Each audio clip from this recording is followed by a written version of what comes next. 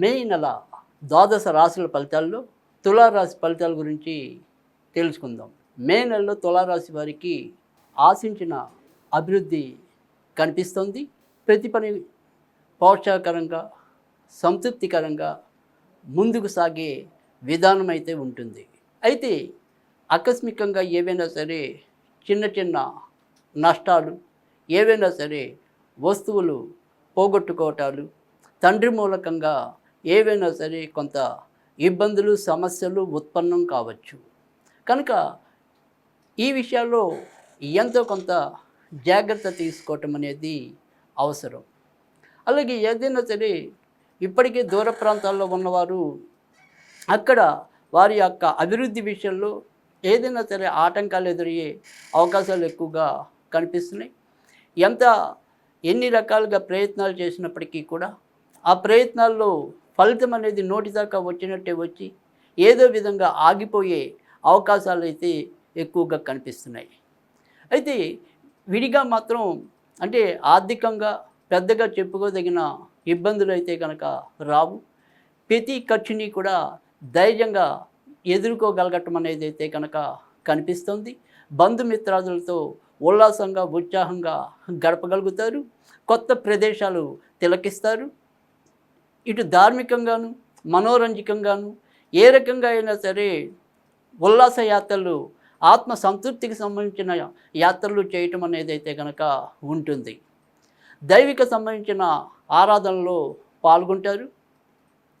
తరతరాలుగా ఏవైతే మీకు రావాల్సిన ఆస్తిపాస్తులు ఉన్నాయో, లేదా ఇతరత్ర ఏవైనా సరే వారసత్వంగా లభించవలసినవి ఉన్నాయో వాటి విషయంలో కొంత గందరగోళ పరిస్థితి ఏర్పడే సూచనలు అయితే ఉన్నాయి.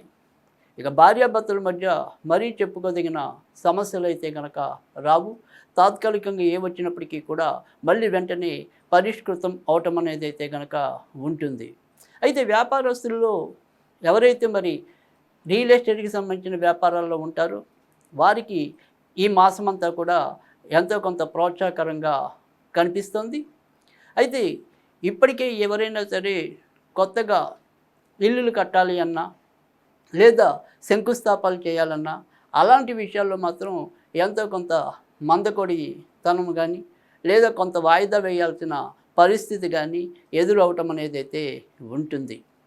ఇక స్వతంత్ర వృత్తుల్లో ఉన్నవారికి, ముఖ్యంగా న్యాయవాద వృత్తుల్లో ఉన్నవారికి, తర్వాత మరి ఎడ్యుకేషన్ అంటే విద్యారంగంలో ఉన్నవారికి ఆశించిన అభివృద్ధి అయితే కనుక ఎక్కువగానే ఉంటుంది. ఇక తులారాశిలో జన్మించిన విద్యార్థులు ఎవరైతే ఉంటారో ఆ విద్యార్థులు వారు రాసే పరీక్షల్లో ఎక్కువ శాతం మంచి ఫలితాలు పొందటం అనేది అయితే ఉంటుంది. ఇక ఎవరైనా సరే కొత్తగా వివాహం కావాల్సిన వారు ఉంటే కనుక వారి ప్రయత్నాల్లో ఏవైనా సరే ముందుకెళ్ళే అవకాశాలే ఇప్పుడు ప్రస్తుతం ఉన్నాయి. కనుక కొద్దిగా చురుగ్గా వాటికి సంబంధించిన ప్రయత్నాలు చేసుకోవటం అనేది చెప్పదగిన సూచన. మొత్తం మీద ఎలా చూసినప్పటికీ కూడా ఇది వైశాఖ మాసం, అలాగే తర్వాత జ్యేష్ఠ మాసం, ఈ రెండు కూడా వీరికి ఎంతో కొంత అభివృద్ధికరంగా, సంతృప్తికరంగా, అదృష్టభరితంగా తులారాశి వారికి ఉండే అవకాశాలు అయితే ఎక్కువగానే ఉన్నాయి.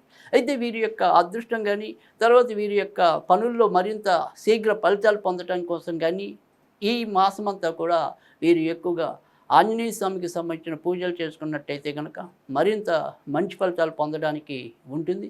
అలాగే శనివారాలు అప్పుడప్పుడు ఆంజనేయ స్వామికి 19 ప్రదక్షిణాలు చేసినట్టయితే కనుక మరింత లాభం ఉండడానికి కూడా అవకాశం ఉంటుంది.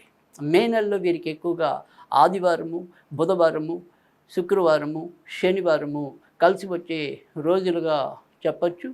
అంతేకాకుండా ఈ నెలలో వీరికి 5వ తారీఖు, 14వ తారీఖు, 13వ తారీఖు, 18వ తారీఖు, 17వ తారీఖు, 22వ తారీఖు, 26వ తారీఖు, 31వ తారీఖు ఎక్కువగా ప్రోత్సాహకరంగా ఉండే పరిస్థితి అయితే కనిపిస్తుంది. ఇవి ఈ మాసం తులారాశి వారి యొక్క ఫలితాలు.